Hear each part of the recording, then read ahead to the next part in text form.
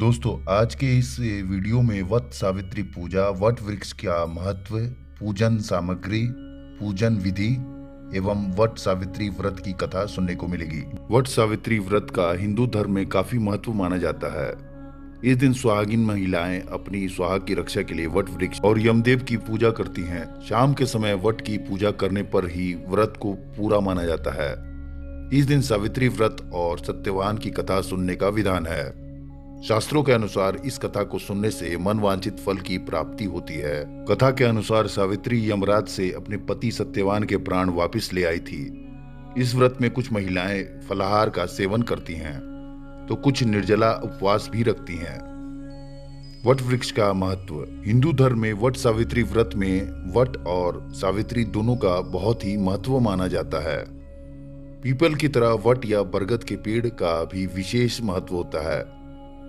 शास्त्रों के अनुसार वट में ब्रह्मा, विष्णु एवं महेश तीनों का वास होता है। बरगद के पेड़ के नीचे बैठकर पूजन, व्रत कथा सुनने से मनवांछित फलों की प्राप्ति होती है।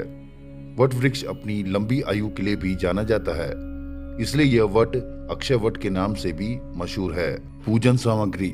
वट सावित्री पूजन के लिए सत्यवान सावित्री की मूर्ति, बांस का बना हुआ एक पंखा, लाल धागा, धूप, मिट्टी का दीपक, घी, 5 तरीके के फल फूल, 1.25 मीटर कपड़ा, 2 सिंदूर जल से भरा हुआ पात्र और रोली इकट्ठा कर ले। पूजन विधि। इस दिन सुहागिनों को सुबह स्नान करके 16 श्रृंगार करके तैयार हो जाना चाहिए।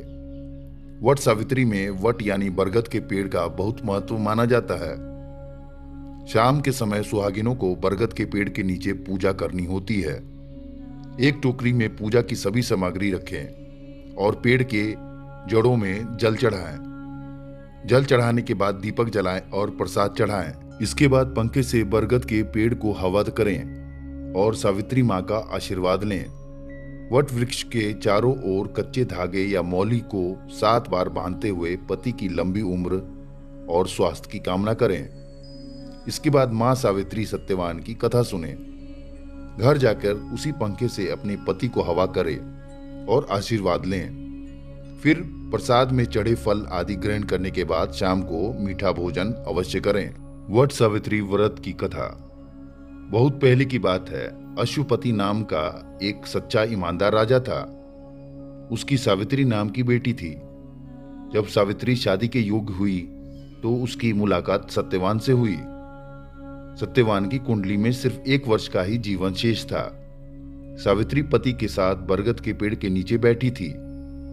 सावित्री की गोद में सिर रखकर सत्यवान लेटे हुए थे, पर तभी उनके प्राण लेने के लिए यमलोक से यमराज के दूत आए, पर सावित्री ने अपने पति के प्राण नहीं ले जाने दिए।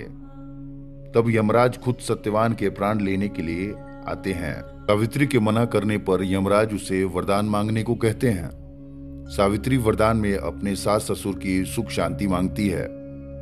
यमराज उसे देते हैं, पर सावित्री यमराज का पीछा नहीं छोड़ती है।